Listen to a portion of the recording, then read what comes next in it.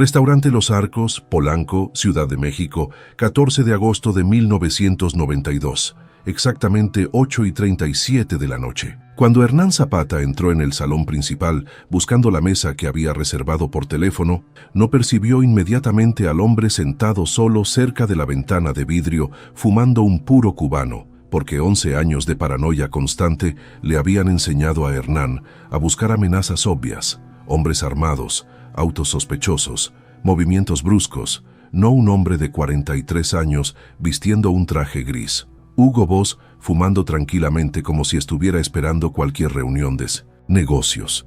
Hernán acababa de sentarse cuando vio el rostro del hombre reflejado en el vidrio de la ventana, y en ese segundo exacto su sangre se congeló en las venas porque ese rostro era imposible. Ese rostro no debería estar allí. Ese rostro pertenecía a alguien que Hernán pensaba que nunca volvería a ver en su vida. Pablo Escobar, el hombre al que había traicionado 11 años atrás por $250,000 americanos, estaba sentado a menos de 5 metros de él en México. Hernán Zapata había sido sicario del cartel de Medellín entre 1978 y 1981. 3 años de trabajo leal ejecutando órdenes sin cuestionar, eliminando objetivos que Pablo designaba y construyendo reputación como operador confiable. Pero en marzo de 1981, cuando la DEA hizo un acercamiento ofreciendo dinero y protección a cambio de información sobre rutas y casas seguras de Pablo, Hernán había calculado los riesgos y decidido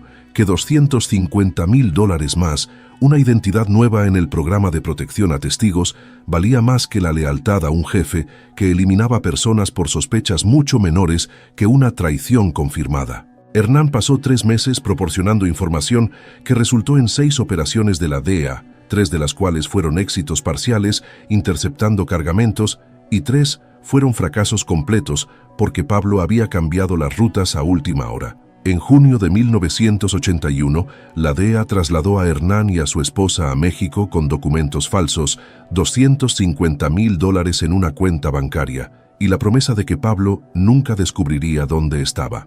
11 años habían pasado desde entonces. 11 años en los que Hernán había construido una vida completamente nueva como Ricardo Mendoza, dueño de un pequeño negocio de importación y exportación de artesanías mexicanas que no generaba fortuna, pero pagaba las cuentas cómodamente. Él se había convencido de que estaba seguro, que Pablo tenía problemas mayores que gastar recursos buscando a un antiguo traidor, que 11 años eran tiempo suficiente para ser olvidado. Pero ahora Pablo estaba allí, en el mismo restaurante, en la misma noche, y el hecho de no haber llegado con un ejército de hombres armados realizando una ejecución pública significaba algo potencialmente peor. Significaba que Pablo quería conversar primero, y las conversaciones con Pablo Escobar sobre traición nunca terminaban bien para los traidores. Hernán consideró levantarse y correr, pero sus piernas no obedecían las órdenes de su cerebro, y además vio a 2 hombres grandes bloqueando discretamente las 2 salidas del restaurante,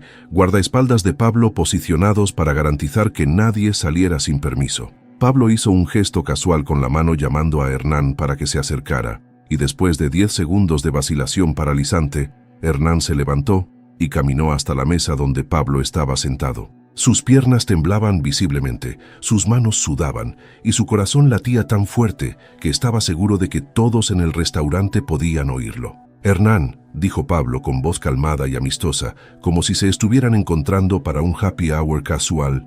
«¿O debo llamarte Ricardo? Siéntate. Pedí vino. Espero que todavía te guste el Malbec argentino». Hernán se sentó en la silla frente a Pablo, y cuando el camarero apareció con la botella de vino y 2 copas, Pablo sirvió personalmente para ambos con movimientos lentos y deliberados. «Salud», dijo Pablo levantando la copa, «por los reencuentros inesperados». Hernán tomó la copa con la mano temblando tanto que un poco de vino se derramó sobre el mantel blanco, manchándolo de rojo oscuro que parecía sangre bajo la luz amarillenta del restaurante. «¿Cómo me encontraste?», logró preguntar Hernán con una voz que apenas salía de su garganta. Pablo dio un sorbo al vino, lo saboreó y entonces respondió con la paciencia de un profesor explicando una lección simple. «Hernán, ¿realmente pensaste que la DEA iba a protegerte para siempre? ¿Que iban a invertir recursos manteniendo en secreto el paradero de un pequeño traidor cuando tienen 1000 casos más importantes? Hace 3 años reorganizaron el programa de protección y algunos archivos fueron digitalizados sin la criptografía adecuada. La persona correcta en el lugar correcto me vendió acceso a esos archivos por $50,000. Pablo se recostó en la silla. Me tomó 6 meses decidir si valía la pena gastar tiempo y dinero buscándote. Después de todo, me traicionaste hace 11 años.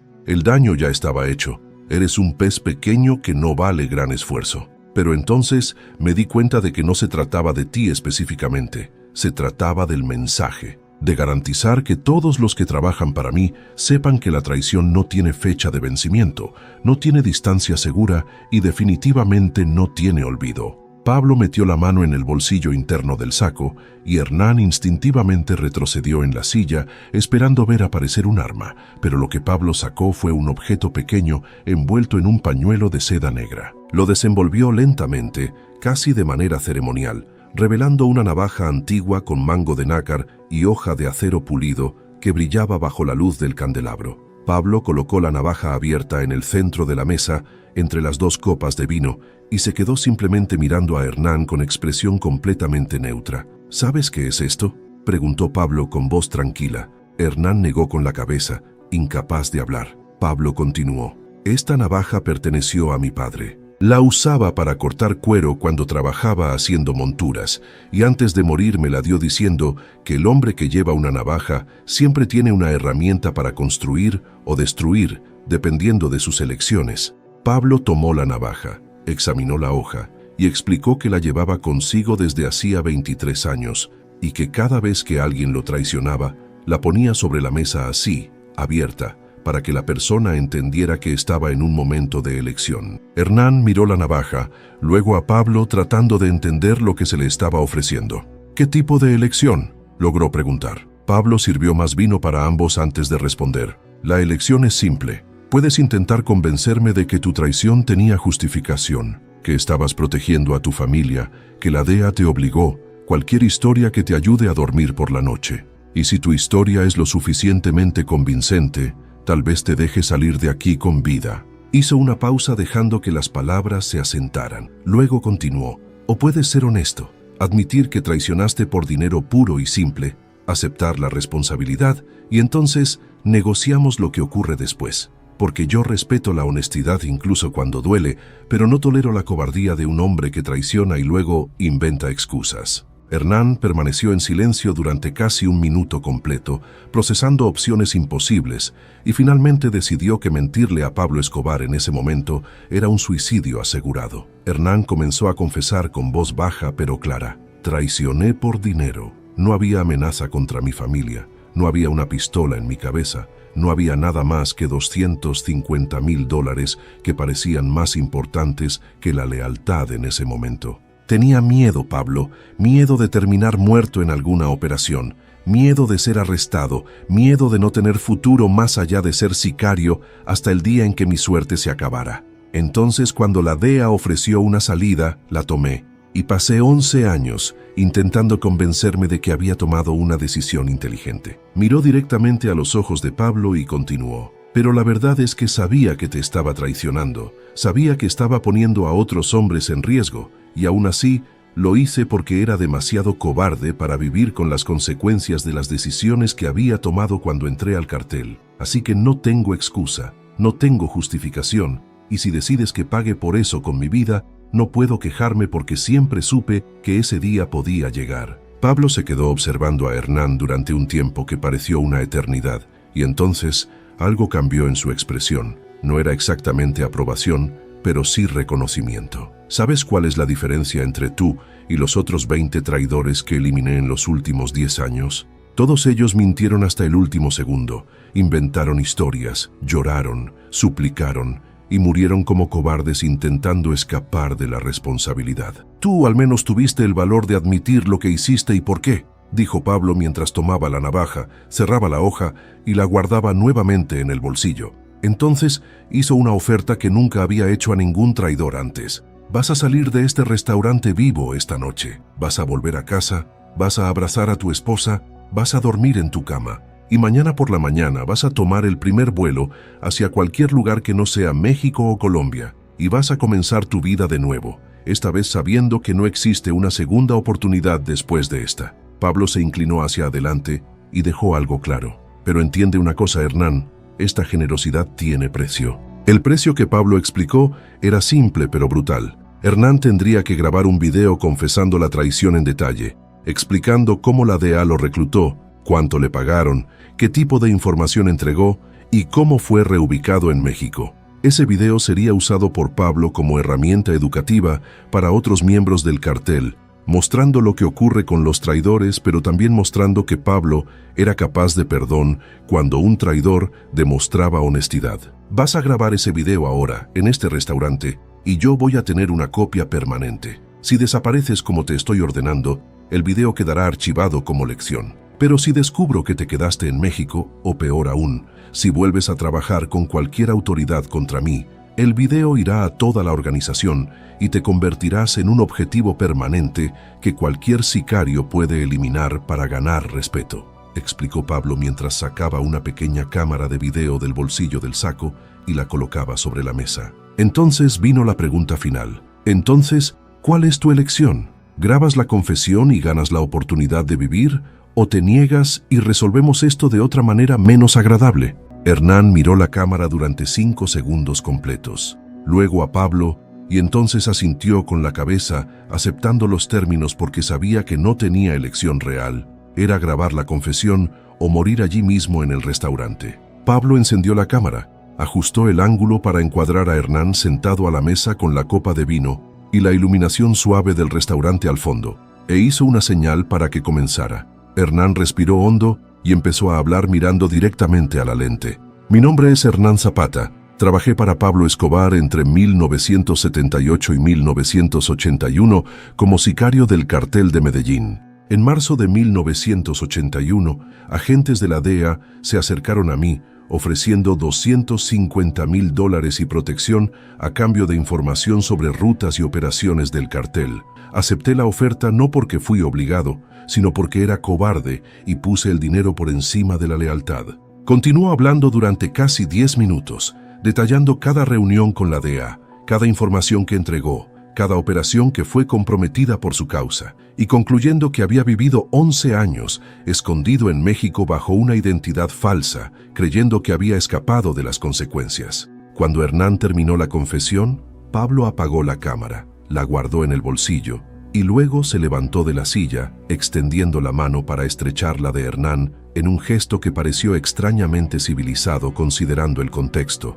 Gracias por la honestidad. Tienes hasta mañana al mediodía para salir de México. Después de eso, si mis hombres te encuentran aquí, la oferta de clemencia expira y volvemos al protocolo estándar para traidores, dijo Pablo mientras soltaba la mano de Hernán. Hizo una señal a los 2 guardaespaldas que estaban bloqueando las salidas y ambos se apartaron liberando el camino. Hernán permaneció sentado unos segundos más, procesando el hecho de que realmente iba a salir vivo. Luego se levantó con las piernas aún temblorosas, murmuró algo que pudo haber sido agradecimiento o despedida, y comenzó a caminar hacia la salida principal del restaurante. Pablo volvió a sentarse, encendió otro puro y se quedó observando a Hernán alejarse, esperando ver si realmente se iría o si haría algo estúpido que cambiara el final de aquella historia. Hernán cruzó el salón principal del restaurante, pasó por la recepción y salió a la calle donde su coche estaba estacionado a 3 cuadras de distancia. Empezó a caminar rápido, casi corriendo, con el corazón aún acelerado, pero comenzando a sentir algo parecido al alivio, pensando que había terminado, que iría a casa, recogería a su esposa, tomarían el primer vuelo hacia cualquier lugar lejos de México y Colombia, tal vez Argentina o Chile, empezar de nuevo por tercera vez. Pero cuando dobló la esquina entrando en una calle menos iluminada y más vacía, 2 hombres aparecieron desde las sombras, y Hernán reconoció inmediatamente que eran los mismos guardaespaldas que estaban en el restaurante, bloqueando las salidas. Uno de ellos, un sujeto grande de unos 40 años con una cicatriz en el rostro, habló con voz neutra. Señor Zapata, el patrón cambió de idea. Tiene que venir con nosotros. Hernán intentó correr, pero el segundo guardaespaldas fue más rápido. Lo agarró del brazo, lo torció con una fuerza profesional que no rompía pero inmovilizaba completamente, y en cuestión de segundos, Hernán estaba siendo empujado dentro de una SUV negra con vidrios oscuros que acababa de detenerse junto a ellos. La SUV condujo durante 40 minutos, saliendo de la Ciudad de México en dirección a las montañas, tomando carreteras cada vez menos transitadas hasta finalmente detenerse frente a una casa aislada, rodeada de árboles densos, donde ningún vecino podría ver u oír lo que sucedía allí dentro. Los guardaespaldas sacaron a Hernán del coche, lo llevaron al interior de la casa que estaba vacía, excepto por una silla de madera en el centro de una habitación sin muebles, y lo obligaron a sentarse mientras le ataban las manos detrás de la espalda con cuerda de nylon. Hernán estaba temblando incontrolablemente ahora, intentando entender qué había pasado, por qué Pablo había cambiado de opinión, si la oferta de clemencia había sido mentira desde el principio o si él había hecho algo mal en los últimos 40 minutos. La puerta principal se abrió y Pablo entró tranquilamente, todavía fumando el mismo puro, todavía vistiendo el mismo traje, como si simplemente hubiera cambiado de lugar de reunión en vez de haber orquestado la captura y el traslado de un prisionero. Pablo acercó otra silla y se sentó frente a Hernán, tan cerca que sus rodillas casi se tocaban, y se quedó mirándolo durante un minuto entero antes de hablar. «Estás confundido. Estás pensando que mentí en el restaurante, que la oferta de dejarte ir era una trampa. Pero no era mentira, Hernán. Realmente iba a dejarte ir, realmente iba a honrar los términos que establecí», dijo Pablo con una voz que sonaba genuina. Entonces sacó la navaja del bolsillo nuevamente, abrió la hoja y comenzó a limpiarse las uñas con ella mientras continuaba hablando. «Pero resulta que mientras caminabas hacia tu coche, recibí una llamada de mi gente en Medellín. Información interesante sobre ti que no sabía cuando te ofrecí clemencia. Parece que no fuiste solo traidor una vez, fuiste traidor 2 veces». Pablo dejó de limpiarse las uñas y miró directamente a Hernán. «Porque después de que la DEA te reubicó en México, continuaste proporcionando información esporádica para ellos durante 3 años más. Cosas pequeñas, nada muy específico, pero suficiente para seguir recibiendo pagos extra. Y eso cambia completamente nuestra situación, porque puedo perdonar a un hombre que traicionó una vez y se arrepintió, pero no puedo perdonar a un hombre que hizo carrera de traicionar». Hernán intentó negar desesperadamente, con la voz saliendo aguda y quebrada. «Pablo, lo juro, después de que me trasladaron a México, nunca volví a hablar con la DEA, nunca más pasé información, tienes que creerme». Pero Pablo negó lentamente con la cabeza. Sacó del bolsillo interno del saco un sobre con fotografías y extractos bancarios y fue colocando cada documento sobre el regazo de Hernán uno por uno mientras explicaba. «Junio de 1982, recibiste $10,000 en una cuenta del Bank of America, 2 días después de que la DEA interceptara un cargamento en San Diego, usando información sobre una ruta marítima que solo 3 personas conocían, y tú eras una de ellas. Octubre de 1983, otros $15,000, esta vez después de proporcionar detalles sobre una casa segura en Guadalajara. Febrero de 1984, última transacción registrada, $20,000. Pablo guardó los documentos de nuevo. «Entonces no me insultes intentando negar lo que ya he probado. No traicionaste una vez por miedo y dinero. Traicionaste repetidamente, sistemáticamente, y continuaste traicionando incluso después de estar seguro en el programa de protección. Eso no es debilidad momentánea, Hernán. Eso es carácter». Pablo se levantó de la silla, caminó alrededor de Hernán lentamente, mientras continuaba hablando con aquella voz aterradoramente calmada. «En el restaurante dije que respetaba la honestidad, y realmente la respeto. Pero no fuiste honesto conmigo. Confesaste solo la primera traición, porque sabías que yo ya tenía evidencia de ella, pero ocultaste las otras esperando que nunca las descubriera. Entonces ahora ya no tenemos acuerdo, ya no tenemos clemencia. Tenemos solo el ajuste de cuentas que debió haber ocurrido hace 11 años». Pablo se detuvo detrás de Hernán, puso la mano en su hombro casi en un gesto paternal, y luego, sin previo aviso, pasó la navaja rápidamente por el brazo izquierdo de Hernán, haciendo un corte superficial pero doloroso que le arrancó un grito. El corte no era lo suficientemente profundo como para ser fatal. Estaba calculado para causar dolor y sangrado, pero no una muerte inmediata. Y Pablo dejó eso muy claro. Cada traición que cometiste va a costar un corte. Primera traición en 1981, ya marcada. Caminó al frente de Hernán e hizo un segundo corte, esta vez en el brazo derecho, simétrico al primero. Hernán estaba llorando ahora, intentando forcejear contra las cuerdas, pero solo logrando lastimarse las muñecas, mientras Pablo continuaba metódicamente haciendo más cortes, uno en el muslo izquierdo por la traición de 1982, otro en el muslo derecho por la traición de 1983, uno en el hombro izquierdo, otro en el hombro derecho, cada corte acompañado de una explicación tranquila sobre qué operación había sido comprometida, cuántos hombres habían sido arrestados, cuánto dinero se había perdido. Pablo no estaba haciendo esto con rabia ni con sadismo visible, lo estaba haciendo con la precisión quirúrgica de alguien que ejecutaba una sentencia ya decidida, y de alguna manera eso era más aterrador que si hubiera habido violencia emocional. Después del séptimo corte, Pablo limpió la hoja de la navaja en el pañuelo de seda y la guardó de nuevo en el bolsillo, dejando a Hernán sangrando por múltiples heridas que individualmente no eran fatales, pero colectivamente estaban haciéndolo perder sangre rápidamente y entrar en shock. Pablo hizo una señal a los dos guardaespaldas que estaban esperando cerca de la puerta, y ellos cortaron las cuerdas que ataban a Hernán a la silla,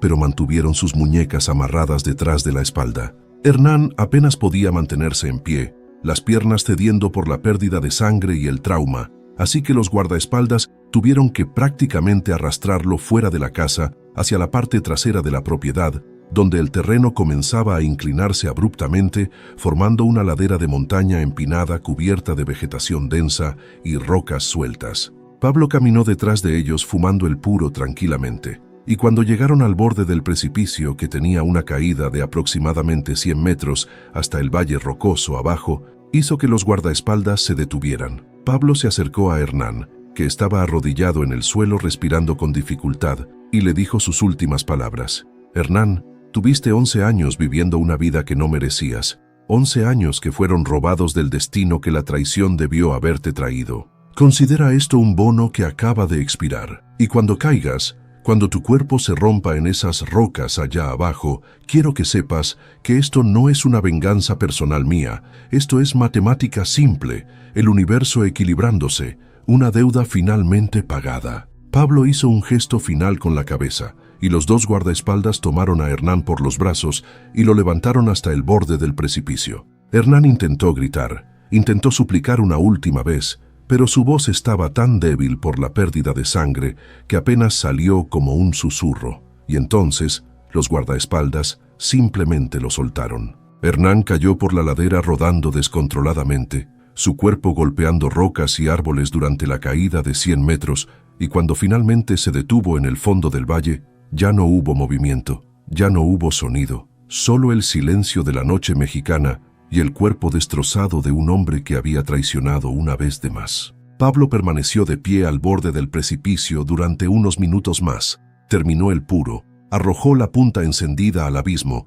y luego se dio la vuelta para regresar a la casa. En el camino de regreso a la Ciudad de México, sentado en el asiento trasero de la SUV mientras uno de los guardaespaldas conducía, Pablo sacó la cámara del bolsillo y revisó el video de la confesión que Hernán había grabado en el restaurante, decidiendo que aún usaría esa primera parte como herramienta educativa, pero añadiría una nota final explicando lo que sucede cuando un traidor miente incluso durante su confesión. 3 días después, cuando las autoridades mexicanas encontraron el cuerpo de Hernán Zapata en el fondo del valle, la investigación oficial concluyó que había sido un accidente. Un hombre caminando de noche en una zona montañosa peligrosa que resbaló y cayó. Los múltiples cortes en el cuerpo fueron atribuidos a las ramas y rocas durante la caída, y el caso fue archivado en menos de una semana porque no había testigos, no había evidencia de crimen y francamente porque las autoridades mexicanas tenían problemas más urgentes que investigar la muerte de un colombiano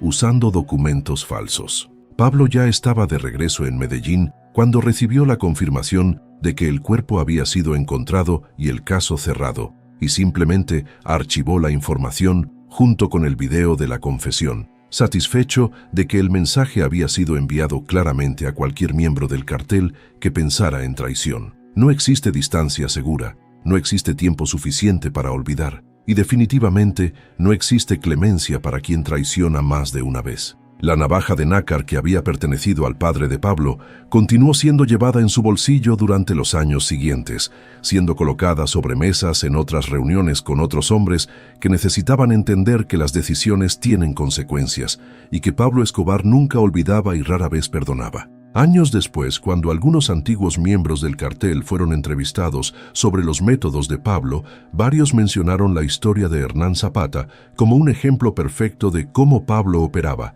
no con rabia explosiva, sino con paciencia calculada y memoria larga, que convertía una traición de 11 años atrás en una sentencia de muerte ejecutada con precisión quirúrgica. La lección que quedó no fue solo que traicionar a Pablo era peligroso, eso todos ya lo sabían, sino que incluso confesar la traición y aceptar la responsabilidad no garantizaba el perdón si la confesión era incompleta o deshonesta. Pablo había ofrecido genuinamente a Hernán una oportunidad de sobrevivir si era completamente honesto, pero cuando descubrió que la honestidad había sido parcial, que otras traiciones habían sido ocultadas, retiró la oferta sin vacilar y ejecutó la sentencia que había sido aplazada por más de una década. Y esa combinación de paciencia infinita para esperar el momento correcto con brutalidad calculada para ejecutar justicia era exactamente lo que hacía a Pablo Escobar tan temido, no solo por enemigos, sino por cualquiera que trabajara con él y cargara secretos que esperaba que nunca fueran descubiertos. Hola, si te gustó esta historia, suscríbete al canal, deja tu like y activa la campanita para no perderte los próximos videos. Cuéntanos aquí en los comentarios desde dónde estás viendo este video. Nos encanta saber de qué parte del mundo nos acompañan los fans de historias del mundo del crimen. Muchas gracias por ver y nos vemos en el próximo video.